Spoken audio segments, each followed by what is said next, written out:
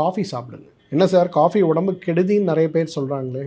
காப்பியை விட சிறப்பான ஒரு டயூரெட்டிக் இந்த உலகத்திலேயே கிடையாதுன்னு சொன்னார். இன்றைக்கு தினசரி ஒரு 5 மில்லி டிகாக்ஷன் காஃபியோடு சேர்த்து பாலில் சேர்க்காம தண்ணீரோடு சேர்த்து கருப்பு காஃபியாக தினசரி ஒரு கிளாஸ் நம்ம குடித்தோம்னா உடம்பில் இருக்கக்கூடிய யூரிக் ஆசிட் லெவல் மிகப்பெரிய அளவில் குறைந்து போய்விடுவதை நம்ம பார்க்கணும். ஸோ காஃபி குடிக்க முடியுமான்னு பாருங்கள். ஒரு நாளைக்கு ஒரு காஃபி நிச்சயமாக உங்களுடைய கவுட் நோயை குறைக்க உதவி செய்கின்ற ஒரு அருமருந்துனே சொல்லலாம். இன்றைக்கி காஃபி குடிக்கிறதுக்கு முயற்சி பண்ணுங்க. 4, மது பழக்கம் கவுட் நோயை அதிகப்படுத்தக்கூடிய மிகப்பெரிய ஒரு பழக்கம். இன்றைக்கி யாருக்கெல்லாம் கவுட் நோய் அல்லது யூரிக் ஆசிட் அளவு உடலில் அதிகமாக இருக்கிறது, முடக்குவாதத்துடைய ஆரம்ப நிலையில் இருக்கிறீர்கள்னு சொல்லப்படுகிறதோ அவர்கள் அனைவருமே இன்றைக்கு மது பழக்கத்தின் மேல் இருக்கக்கூடிய பிரியத்தை தியாகம் செய்ய வேண்டும். மது அற்ற ஒரு வாழ்க்கை நிச்சயமாக கவுட் நோயை குணப்படுத்தக்கூடிய ஒரு 10 வழிமுறைகளில் ஒன்றுங்கிறது ஒரு நிரூபிக்கப்பட்ட உண்மை. ஸோ மது பழக்கத்தை நிறுத்த முடியுமா அப்படிங்கிறத கொஞ்சம் பாருங்கள்.